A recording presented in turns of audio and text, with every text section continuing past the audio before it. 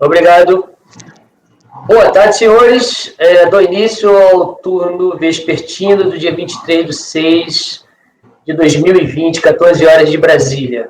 O primeiro processo é de relatoria da doutora Denise, item 78, recorrente ferramentas GEDORI. Doutora Denise, a senhora está com a palavra. Ok.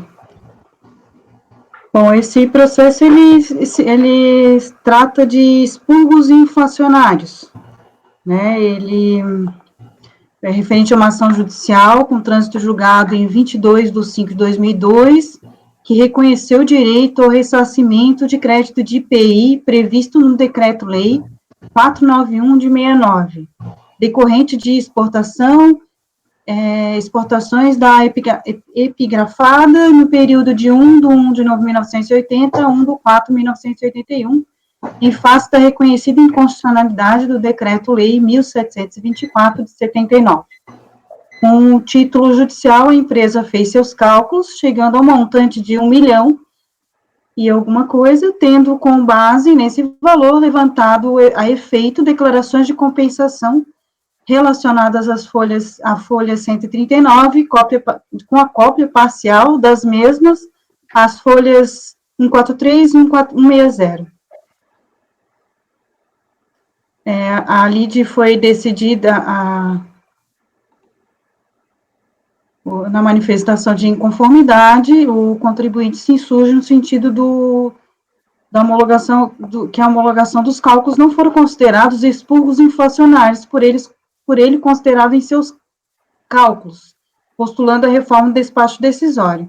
A lide foi decidida pela terceira turma da DRJ de Porto Alegre, que entendeu que nos cálculos da atualização monetária devem incidir as normas de execução da COSIT número 0897, que não contemplam os expurgos inflacionários. E resignada, a contribuinte apresentou o recurso voluntário, reprisando basicamente os mesmos argumentos, e cita o parecer da Procuradoria 2601 de 2008, e junta a jurisprudência nesse sentido. Esse é o relatório, senhor presidente. Obrigado, doutor, pode passar o voto. O recurso, ele preenche os requisitos de admissibilidade e dele toma conhecimento. Bom, a respeito da correção monetária, né, dos expurgos inflacionários, eu evidencio que na sentença não houve menção à correção monetária, né, a utilização dos expurgos inflacionários foi matéria tratada no parecer da Procuradoria da Fazenda Nacional, número 2601, aprovado pelo Procurador-Geral da Fazenda Nacional em 20/11/2008, e foi submetido à apreciação do Ministro da Fazenda e aprovado em 8/12/2008. Tá, desculpa. Não, tudo bem. Eu vou encurtar porque essa é uma questão, já é pacificada no Conselho, né? Eu juntei aqui, inclusive, a minha razão de decidir. Eu copiei uma decisão de relatoria da conselheira Érica Costa Camargo, que está aqui embaixo, né? Eu não sei se a necessidade de ler é diante do exposto, eu voto no sentido de dar provimento ao recurso voluntário para determinar a unidade de origem que efetue a atualização dos créditos da recorrente reconhecidos judicialmente, com a inclusão dos expurgos inflacionários em conformidade com a tabela única da Justiça Federal, aprovada pela Resolução 561 de 2007 do Conselho de Justiça Federal. É como eu voto, presidente. Então, o voto da relatora é dando expurgos inflacionários. Isso, independentemente de estar na ação judicial. Na verdade, foi solicitado na ação judicial, mas na sentença não foi mencionado qual é o índice de correção? Não teve embargo, não teve nada? Não. Tá, beleza. Passo, então, a palavra ao doutor Vinícius. Com a relatora.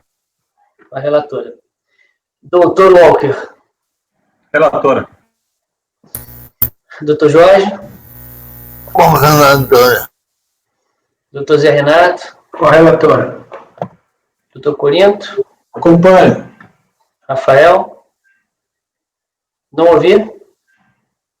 Você tá com o microfone desligado, Rafael. Acompanho, presidente. Acompanho, presidente. Ok. Denise, deixa eu só te fazer uma pergunta. A base usada pela Érica, pela conselheira Érica, qual foi?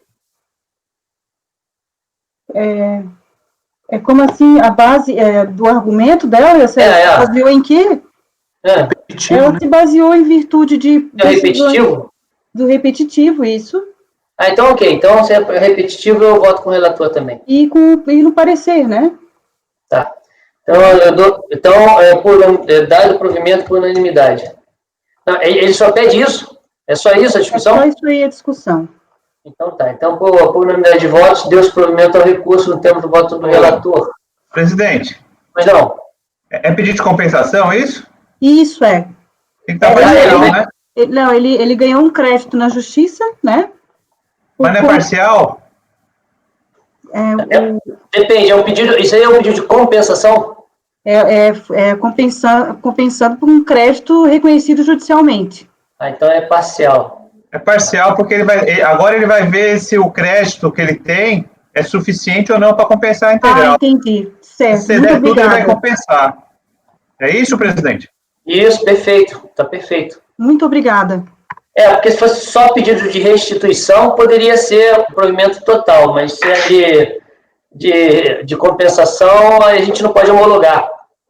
Porque vai ter que fazer o cálculo. Porque com os públicos não sabe quanto vai dar isso. Não é isso? Não é essa a ideia, Walter? Não é essa a ideia, Walter? Beleza. Então, é essa a ideia. Tá, então o artigo 78, o item 78 votado, dando provimento parcial ao recurso no termo do voto do relator. 79 saiu de pauta a pedido do patrono. Com isso, do item 80 ao item 93 também saíram porque são repetitivos. Agora, o item 94 da relatoria da doutora Denise, recorrente Silo Minas Equipamentos. Está com a palavra, doutora. Ok, por favor, vou abrir aqui.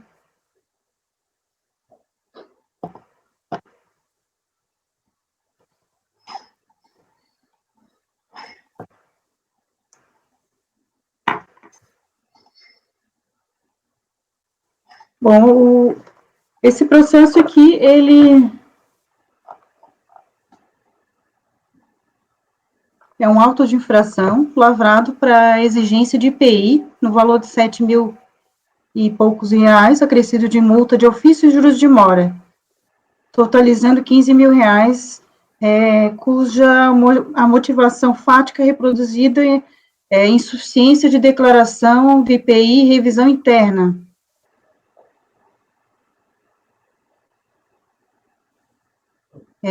Após a ciência do auto de infração, o contribuinte se insurgiu contra o feito. Só um minutinho, doutora Denise. Doutor Corinto, o senhor está presente? Então, declara aqui uma ausência momentânea do doutor Corinto. Pode continuar, doutora Denise.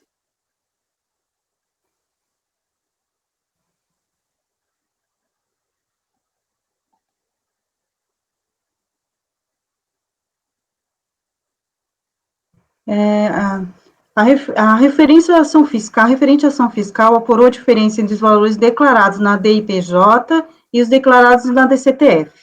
Ocorre que os períodos, então, devidamente parcelados pelo refis dos moldes da Lei 11.941 de 2009, parcelamento esse devidamente consolidado, conforme se comprova com documentos em anexo referência à consolidação do mesmo e as parcelas pagas pela empresa. Ao fazer a lavatura do auto de infração, o fiscal não observou a atual situação da empresa, ou seja, a mesma encontrava-se irregularmente inclusa no referido parcelamento e, mesmo assim, o senhor fiscal efetuou a lavatura do auto de infração. Dessa forma, ante as informações acima prestadas, requer a anulação do referido auto de infração, tendo em vista a regular situação da empresa perante o parcelamento do refis. A lide foi decidida pela terceira turma da DRJ de Juiz de Fora, que por unanimidade resolveu exonerar o contribuinte do valor principal, 6.090, referente a IPI, e manter a exigência do valor principal de 1.688,84 a título de IPI, com os respectivos encargos e acréscimos legais. A decisão restou abaixo emendada, a qual eu colacionei, e resignado, o contribuinte apresentou o recurso voluntário, no qual defende a nulidade do auto de infração por alegação de cerceamento de defesa, efeito confiscatório da multa e impossibilidade de aplicação da taxa Selic com juros moratórios.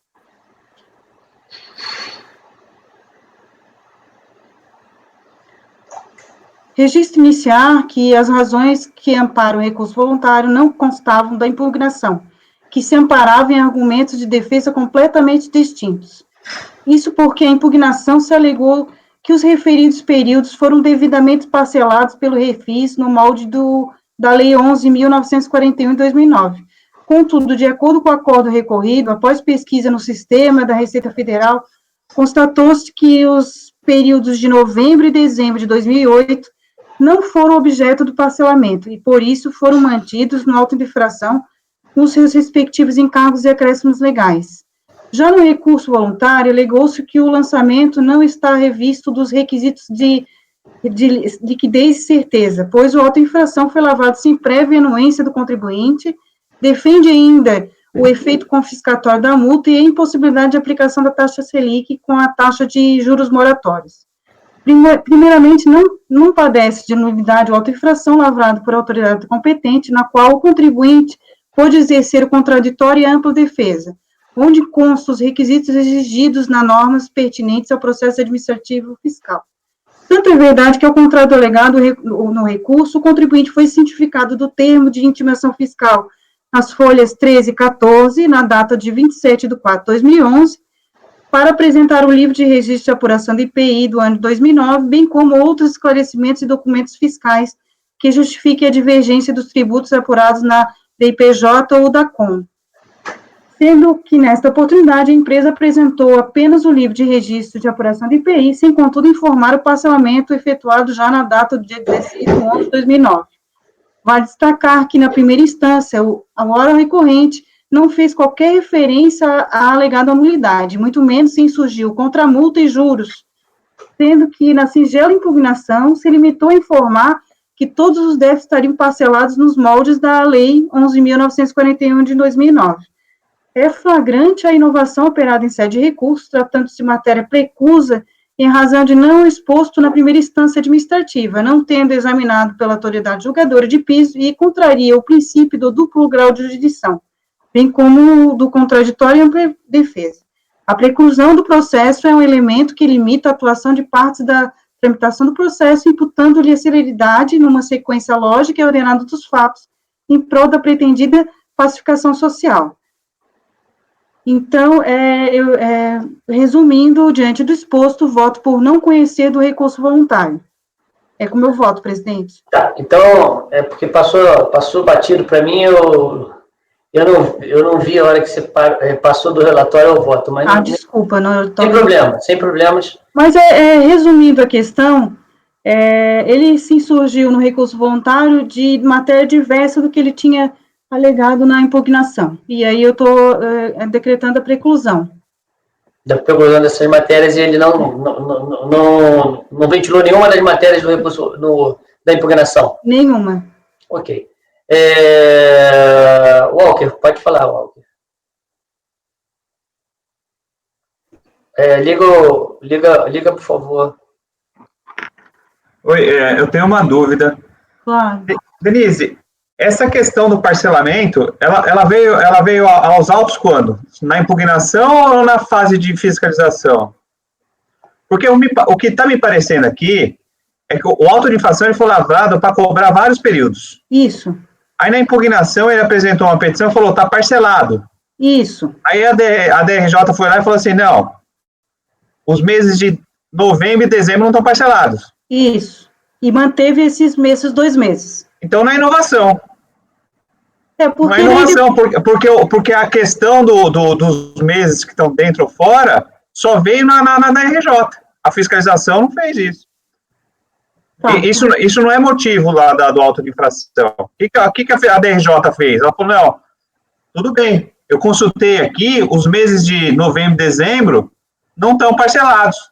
Então, há um fato novo aqui na decisão da DRJ. Sim. Então, eu não acho que é inovação no recurso, não. Agora ele está discutindo as questões que a DRJ trouxe, porque na fiscalização não foi questionado isso. Entendi. Aí ele apresentou impugnação, ele falou assim, não, meu débito está parcelado. A DRJ falou, não, seu débito de novembro e dezembro não está parcelado. Aí ele está discutindo isso agora. Mas o contribuinte, ele, mesmo depois de informar que ele parcelou, ele poderia ter se insurgido contra as matérias, não? Eu parcelei uma mesma. Para ele era tudo. Pois é. Vinícius, o Vinícius quer falar? Eu tô com dúvida. É isso mesmo. É isso mesmo. Com dúvida. Só um minuto. Vinícius, você quer falar, Vinícius? Você tem que ligar o microfone. No recurso voluntário, ele não está alegando cerceamento de defesa, mas ele não voltou a alegar parcelamento, voltou?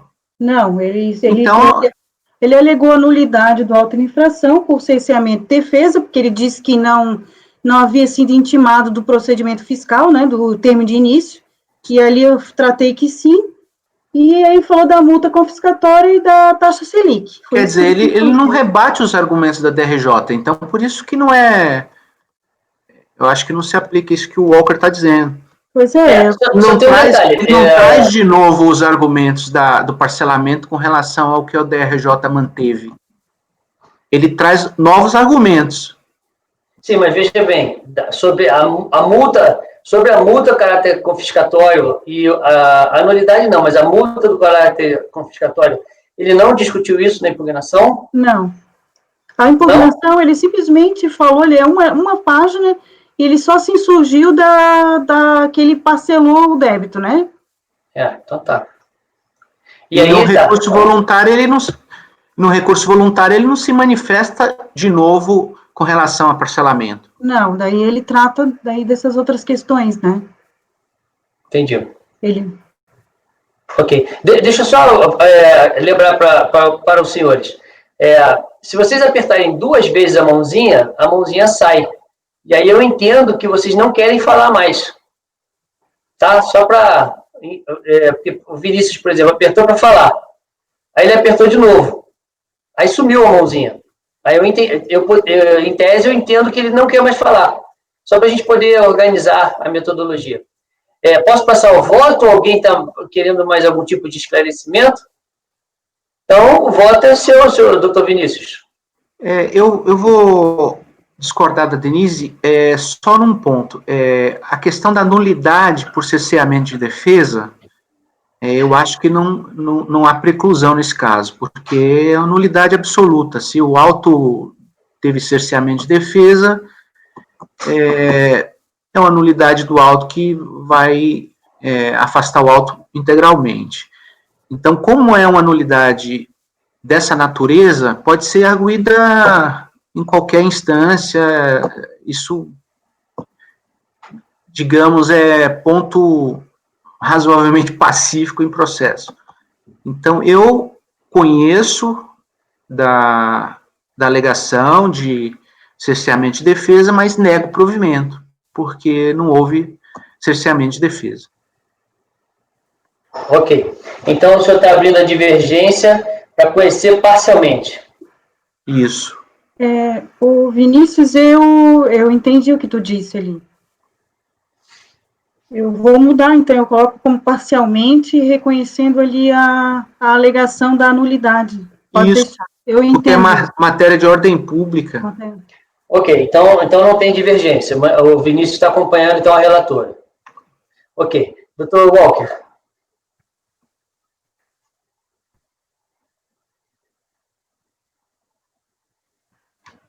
Eu, a priori, ia acompanhar a relatora, porque eu acho que essa questão de nulidade, aí, como é nulidade do auto, eu acho que ele deveria ter trazido na impugnação, né? Porque senão, eu não entendo que essa nulidade da auto-infração aí é matéria de ordem pública, não. Mas é uma nulidade, o argumento, na verdade, é o seguinte, é a nulidade por cerceamento de defesa. Então, mas eu acho que ela deveria ter sido arguída na impugnação. Eu acho que seria matéria de ordem pública se o contribuinte não tivesse alegado, mas que fosse uma matéria que deveria ser analisada. Porque não é defeito do auto, né? Não é defeito do auto, é por cerceamento de defesa. Então, o auto o segundo contribuinte foi lavrado com esse vício de cerceamento de defesa, que é uma nulidade. Né? Não, é uma nulidade, mas eu acho que a gente não pode suprir nesse ponto, nessa questão de nulidade da auto-infração, acho que a gente não pode suprir a instância ordinária. Eu vou abrir divergência, presidente. Para mim, essa nulidade aí tem que ser, não pode ser conhecida. Para mim, então, na verdade, você não é matéria de ordem pública, não. Então, você não conhecia de nada. Não vou conhecer de nada. Eu vou ficar com o voto original da relatora. Mas aí eu abro divergência. Não conhecia do recurso. Ok. Passa a palavra ao presidente. Eu vou mudar, então, vou deixar como estava, como não conhecer do recurso. Eu também entendi dessa forma, né? Mas não conhecer do recurso. Eu vou deixar assim. Ok. Bom, eu só falo que, enquanto não declarar o resultado, a gente pode mudar quantas vezes quiser. Vocês sabem disso, né? Então, não tem nenhum problema de mudar. E a gente não deve ter apego a voto, não, e nem a erro. Sim. Se a gente percebeu alguma coisa que não tinha percebido, é super bonito a gente mudar. Vamos lá. Então, voltando. Doutora Denise, então, não está conhecendo o recurso. Doutor Vinícius está conhecendo parcialmente do recurso e negando a nulidade. E o doutor Walker está acompanhando a doutora Denise e não conhecendo o recurso. Agora passo a palavra ao doutor Jorge Ado. Eu queria saber por que o Vinícius está divergindo. Para mim não ficou claro. Você podia responder, Vinícius? Olha só, Jorge, questão de nulidade absoluta, ela não se aplica a questões de nulidade absoluta à preclusão. Cerceamento de defesa é causa de nulidade absoluta. Logo, alegações sobre cerceamento de defesa não se sujeitam à preclusão. Esse é o raciocínio. Na jurisprudência, processo civil, por exemplo, na doutrina também, as nulidades absolutas não sofrem preclusão. Então, como o cerceamento de defesa pelo 7235 é uma causa de nulidade, certo? Essa alegação de nulidade, de cerceamento de defesa, ela não se preclui. Então, eu conheço, mas rejeito o argumento. Eu gostaria de fazer uma parte sobre isso. Com todas as vênias ao meu querido amigo Vinícius, eu discordo do que ele está falando. O novo Código de Processo Civil mudou essa sistemática. Essa sistemática ela só se mantém no Código Civil. No Código Civil há essa diferença de nulidade absoluta e nulidade relativa. No Código de Processo Civil já basicamente não há. Só há quando a autoridade julgadora ela não é competente. Aí não tem jeito, porque aí é um ato que não existe. Mas, senão, tem que ser alegado pela parte. E, senão, ela se convalida. Essa foi uma grande mudança que teve no Código de Processo Civil. A segundo caso, que eu tendo a concordar com o Dr. Walker, é que, uma vez deparado com uma causa de nulidade, as partes devem se pronunciar na primeira oportunidade nos autos. Também isso está no Código de Processo Civil. Isso são só, como é que se fala, algumas considerações que eu deixaria para reflexões. Tá? Então, eu estou discordando do meu caro colega Vinícius quanto a essas colocações, mas ainda não proferi meu voto. Apenas algumas considerações. Você quer falar alguma coisa, Vinícius? Senão a gente passa ao voto, aí não precisa ficar aqui debatendo sobre assunto. Pode seguir, mas as minhas considerações já levam em consideração o novo Código de Processo. Ok, sem problemas. Doutor Abdo. Eu voto com a relatora. Com a relatora. Ok. Doutor José Renato. Com o relator. Com o relator. Doutor Rafael. Com a relatora. Bom, e eu tendo a votar também com a relatora, até porque eu também acho que o primeiro momento que ele deveria ter alegado essa questão da nulidade seria lá na impugnação. Se ele não alegou, ele não se sentiu cerceado. Né? E entendo que ele até porque ele poderia até alegar uma nulidade, mas da DRJ, não do auto de infração. Bom, diante desse... Bom, o José Renato, antes de eu declarar, então, o resultado, eu passo a palavra a você. Não, eu só acho que o Corinto não votou. Não? Esqueci de você, Corinto, desculpa. Eu subi a mãozinha para você, também não viu? Não vi, desculpa, Corinto. Passa a palavra, desculpa. Desculpa totalmente. Eu sou novo nesse negócio aqui, tô tomando pau. Eu compartilho da ideia, a sua ideia. Eu acho que no caso dessa preliminar, teria que ter sido, especificamente porque é cerceamento do direito de defesa, o cerceamento do direito de defesa deveria ser oposto já na primeira oportunidade. E nesse sentido eu voto com a relatora. Ok. Quero mais uma vez pedir desculpas ao erro da sequência da votação. Eu realmente não vi, eu agradeço o Zé Renato pela lembrança. Então, acordo os membros colegiados por maioria de votos em não conhecido recurso, nos termos do voto do relator, vencido Vinícius, que conhecia da matéria referente à nulidade e negava provimento a esse capítulo recursal.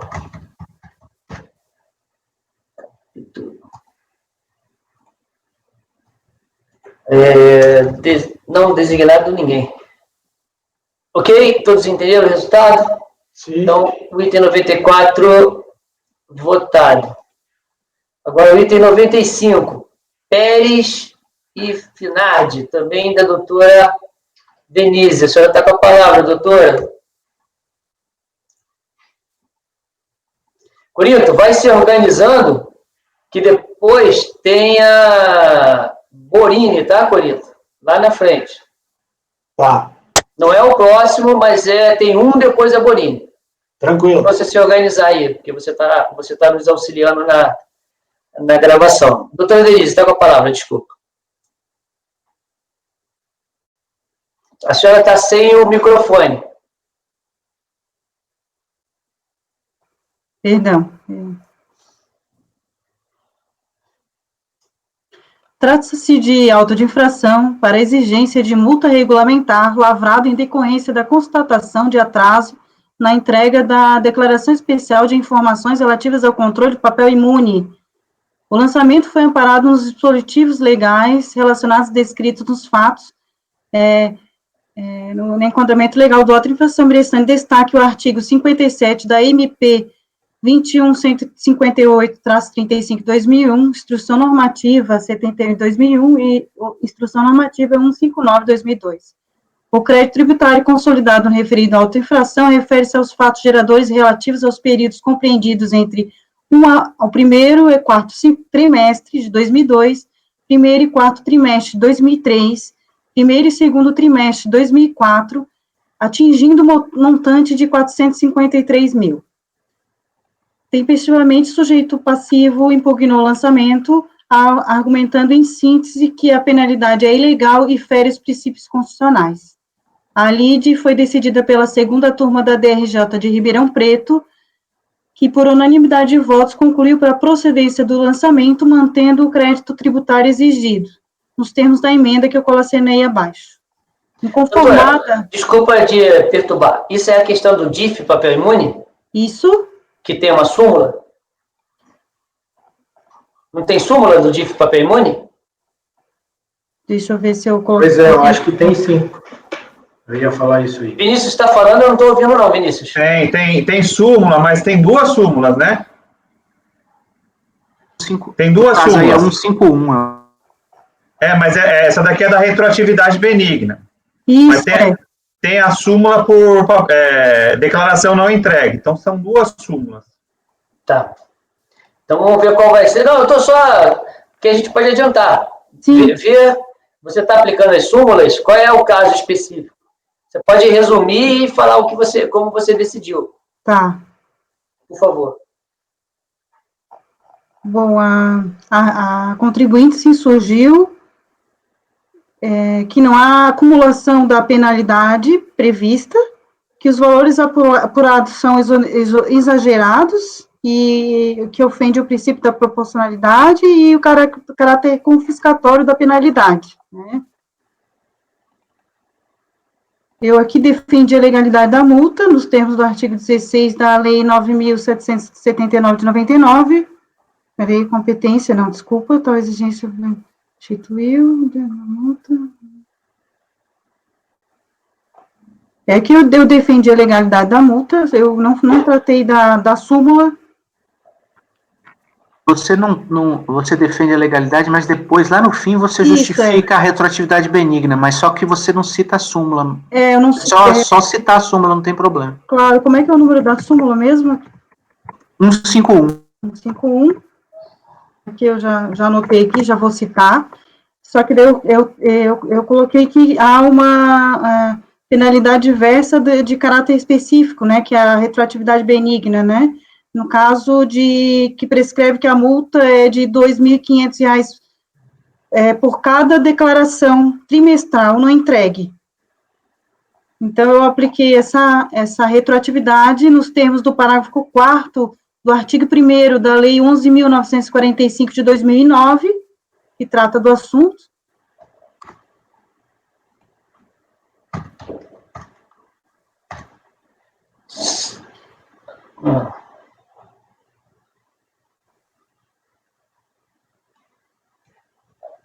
No total, portanto, a multa deverá incidir, conforme exposto, será no valor de R$ 25.000, que no caso são 10 trimestres, R$ 2.500 por trimestre. Aqui eu juntei aqui uma decisão da Câmara Superior sobre a retroatividade benigna, e na conclusão, diante do exposto, voto por dar parcial provimento ao recurso interposto para que a multa seja adequada ao que dispõe a Lei 11.945 de 2009, no valor de R$ 25.000. Esse é o meu voto, presidente. Ok. Eu vou inserir a súmula, né, no caso. Eu acho interessante. Doutor Vinícius. Com a relatora. Ok. Doutor Walker. Relatora. Doutor Jorge. Relatora. Doutor Corinto.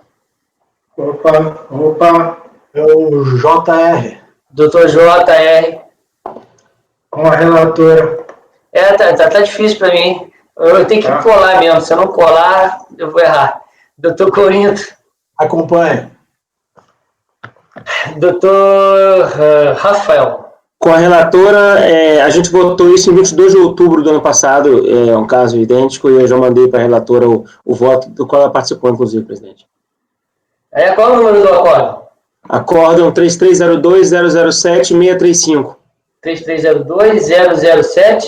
635.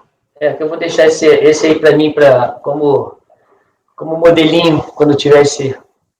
Obrigada, Rafael. Nada. Ok, então eu também voto com o relator. Acordo os membros colegiados, na unidade de votos, se dá provimento parcial ao recurso para que a multa seja adequada ao que dispõe no texto de lei. Eu cito no valor de 25.000 nos termos do voto do relator. Ok? Rafael, você pode fazer uma cópia para mim? Agora, já... 95 votado. Item 96, Technicolor Brasil, mídia e entretenimento. Relatoria, doutora Denise. Certo. Posso resumir, presidente? Pode, por favor. É um pedido de restituição de IPI, PIS/PASEF, COFINS na importação por pagamento em duplicidade. A discussão, o cerne da discussão é que esse pedido, esse despacho decisório interferiu o pedido de recolhimento a maior, tendo em vista o cancelamento da DI. Tá? O contribuinte cancelou uma DI e ele pede restituição desse valor que ele pagou a mais. Por conta desse cancelamento aqui, ele traz todos os documentos, a prova, mas a questão não é nem a prova documental, a questão... Um pouquinho. Para o exame do pedido de restituição das contribuições, COFINS, PIS importação, IPI, a verificação da transferência do respectivo encargo é condição sine qua non para que fosse deferido o pedido de restituição. Esse é o cerne da questão, né, da verificação da transferência do respectivo encargo de terceiros. Concluiu, então, que quem suportou o ônus financeiro sobre os alegados pagamentos indevidos foi a empresa Marcos Despachos Aduaneiros, referente ao IPI, COFINS importação, PIS/PASEP importação.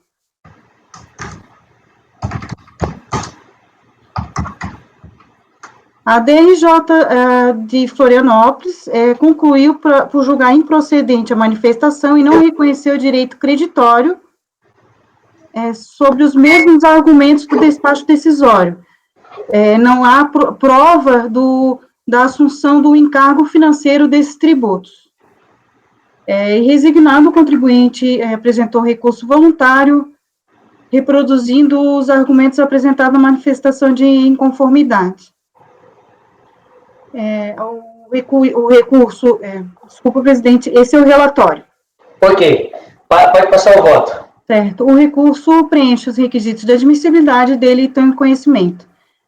Então, a princípio, a discussão é essa, que para ser deferido o pedido de restituição, deveria ter prova do respectivo encargo financeiro recolhido indevidamente. Certo.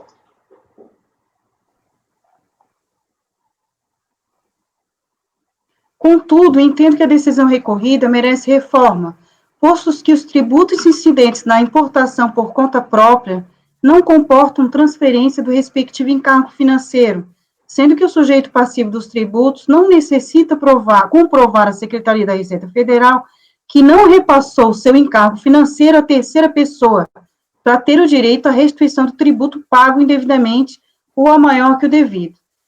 Nesse sentido, eu cito o parecer da DISIT, número 6 de 2008, que trata sobre a COFINS importação não se constitui tributo que, por sua natureza, comporta transferência do respectivo encargo financeiro. Resumindo, é o que diz essa consulta interna da DISIT. Assim sendo, considera-se o disposto no parecer 6 de 2008 da DISIT 7 da região fiscal, solução de consulta interna, número 12 de 2008, vigente à época dos fatos, bem como IPI, não se insere na determinação contida no artigo 166 do CTN, uma vez que, por sua natureza, não comporta transferência do respectivo encargo financeiro, conforme o entendimento da própria administração tributária exposado no parecer acima transcrito. Aqui eu transcrevi uma decisão de lavra do conselheiro José Fernandes Nascimento, que trata da mesma coisa. Juntei outros julgados. No presente caso, o valor recolhido a título de PIS, IPI, PIS e COFINS importação, por ocasião do registro da DI, que, em virtude do seu cancelamento, por duplicidade de registro para um só conhecimento de embarque, foi recolhido indevidamente, ou seja, não houve incidência das referidas contribuições e, portanto, a não ocorrência dos fatos geradores das contribuições pagas no âmbito das correspondentes despachos aduaneiros de importação e poderá ser restituído ao sujeito passivo. Com relação à transferência do encargo, ao analisarmos a peça contestatória apresentada pela recorrente, verificamos que a mesma confessa que os supostos créditos foram lançados na contabilidade de forma incorreta, na medida que lançou o valor em 20 de nove de 2006, o débito em uma conta ativa denominada Aldo Fornecimentos Nacionais. E, nesta mesma conta, no dia 21 de nove de 2006, consta um lançamento a crédito no valor de R$ 82.429,08, cujo histórico indica que a empresa Thomson Multimídia foi reembolsada deste valor pela empresa Marcos Despachos Aduaneiros. Por conta desse equívoco, o fisco indeferiu a restituição dos ditos tributos indiretos, quando afirma estar configurado que quem assumiu o encargo financeiro foi a empresa Marcos Despachos Aduaneiros, e que, portanto, a requerente deveria ter sido expressamente autorizada por aquela a postular a restituição. Diante disso, a recorrente apresenta em sede de manifestação de inconformidade a autorização exigida no artigo 6º da Instrução Normativa 900 de 2008, citada acima, juntada à folha 32354, a qual a empresa Marcos Despachos Aduaneiro autoriza expressamente a contribuinte a postular e receber a restituição aqui requerida. Neste cenário, deve ser reconhecido o crédito apurado pela recorrente referente ao IPI, PIS/PASEP Importação e COFINS Importação, recolhidos indevidamente quando do cancelamento da DI número tal de 20 de nove de 2006. Cancelamento esse autorizado pela própria administração. Posto isso, voto por prover o recurso e reconhecer o direito creditório pleiteado. É assim que eu voto, presidente.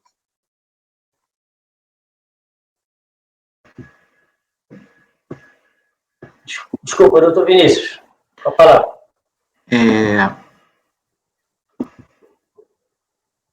Acho que são dois pontos aqui. O primeiro deles, na decisão da DRJ, diz respeito à demonstração pelo contribuinte de que não utilizou, como eu estou lendo agora a decisão da DRJ, tá? Primeiro, que foi solicitado através da intimação que demonstrasse que não utilizou como crédito as quantias demandadas, através da escrituração contábil, mais precisamente através das contas onde ocorreram os lançamentos dos tributos. Então, me parece que na conta das contribuições a recuperar e do IPI, não demonstraram isso aí, de não terem se valido do tributo. E a outra questão é essa questão da repercussão ou do ônus, do encargo financeiro do tributo, que eu acho que vai na linha que você levantou aí. Agora, com relação à demonstração do aproveitamento ou não, através das contas, porque, por exemplo, um pagamento de duplicidade, você registra em várias contas, inclusive de tributos a recuperar.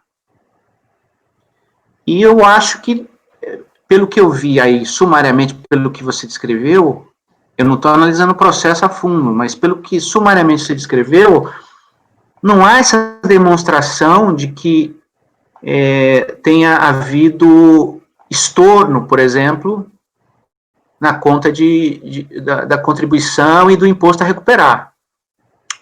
Ou, pelo menos, não há nenhum elemento que mostre o que foi feito com essas contas. O controle dessas contas é fundamental para a gente saber se se deve haver restituição ou não. Se, de repente, o cara prova que teve pagamento indevido e duplicidade, isso é uma coisa, é uma parte da prova. A outra parte da prova é que esse crédito não foi utilizado de outra forma. Como que se prova isso? Através das contas contábeis de impostos a recuperar. Esse acórdão que você cita do Zé Fernandes, É interessante que o Paulo Guilherme ele foi voto vencido aí. Eu estou vendo aqui. Eu citei o voto vencido, né? E é interessante que ele vai numa mesma linha que a DRJ parece ir também.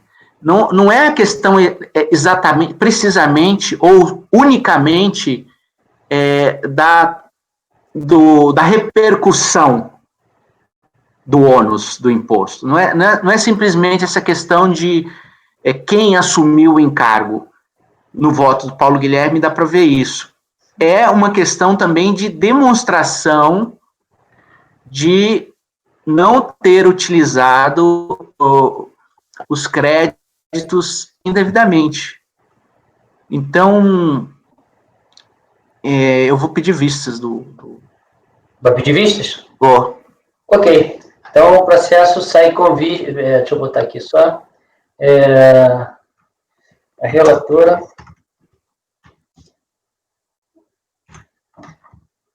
dava provimento ao recurso. Vinícius pediu vistas. Ok.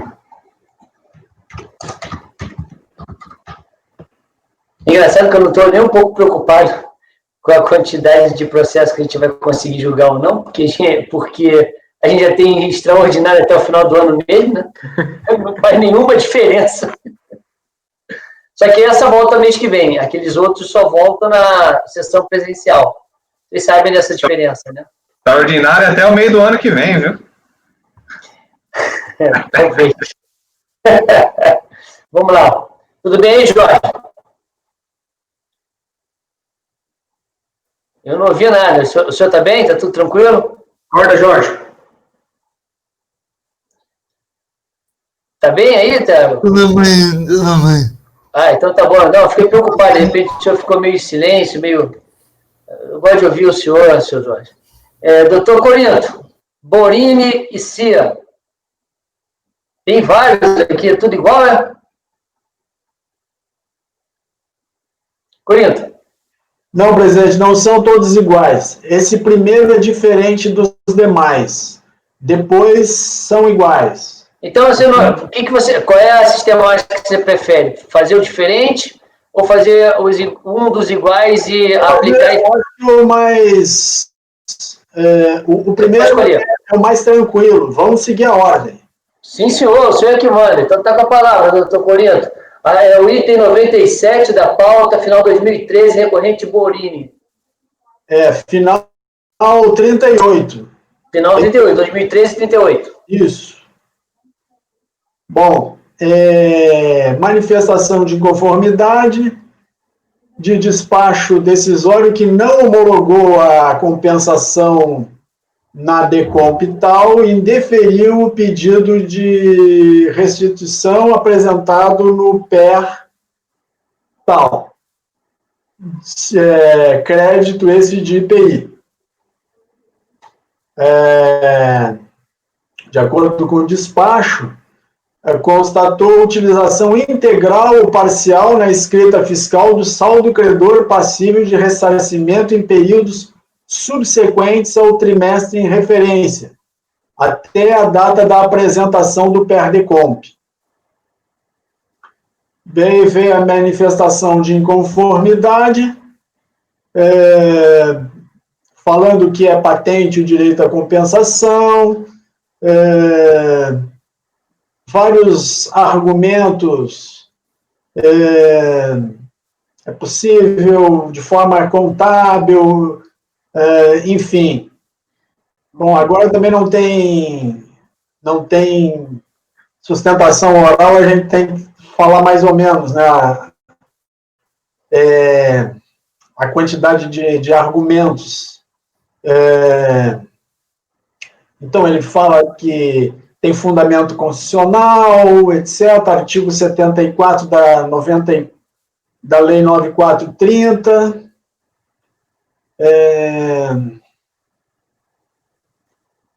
ilegal a aplicação de acréscimos legais da Instrução 900, indevida multa e juros, Bom, em 26 de março, a DRJ de Ribeirão Preto julgou improcedente a manifestação de conformidade, de acordo com a ementa que vocês têm aí, dizendo simplesmente que ele não dispunha de crédito ressarcível.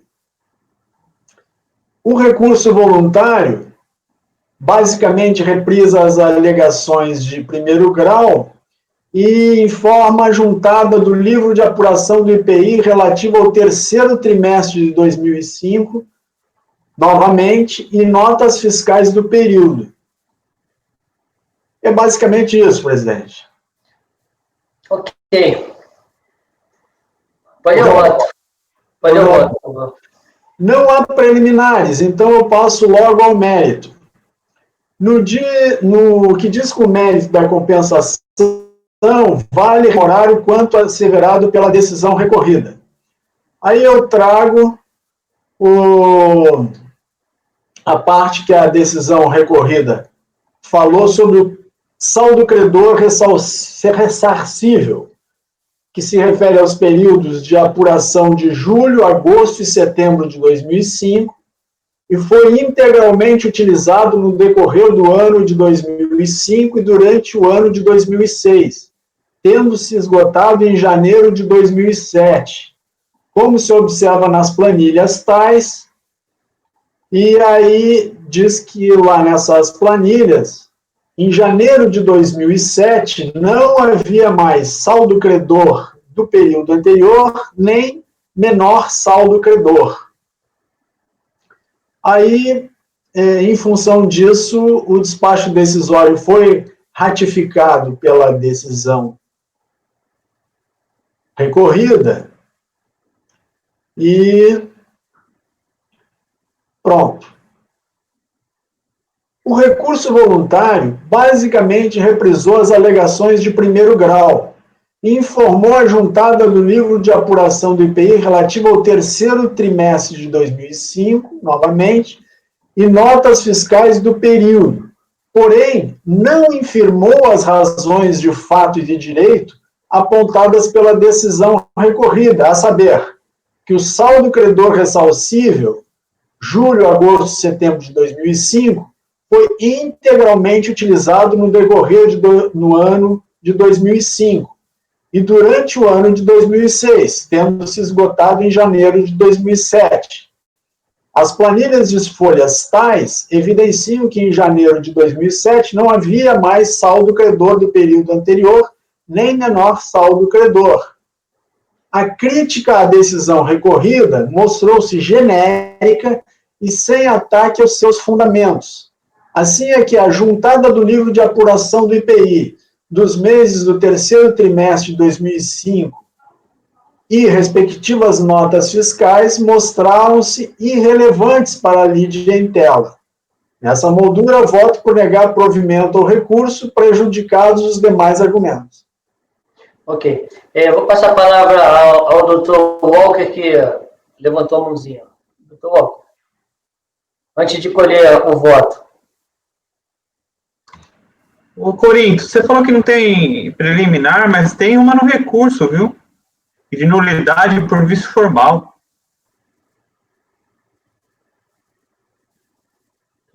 Vício formal na decisão, Walker? Não, acho que é vício formal do auto de infração. Do auto de infração. Será que eu me passei?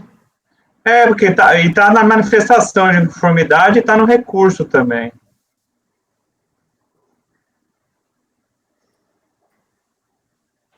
Borini, né?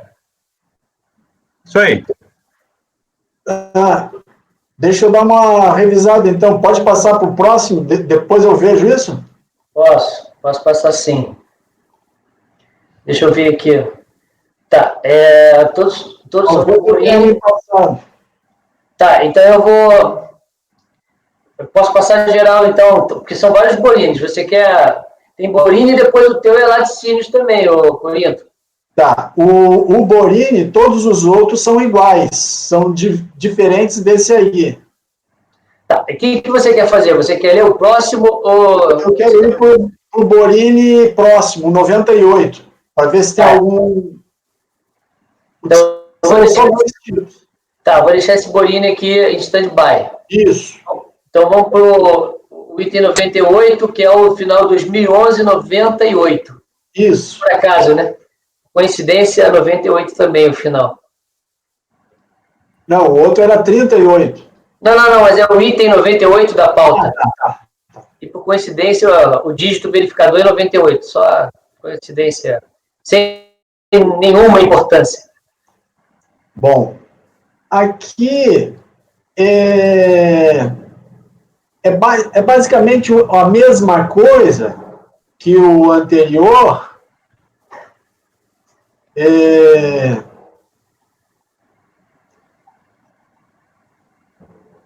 Aqui teve uma, deixa eu ver aqui no recurso voluntário,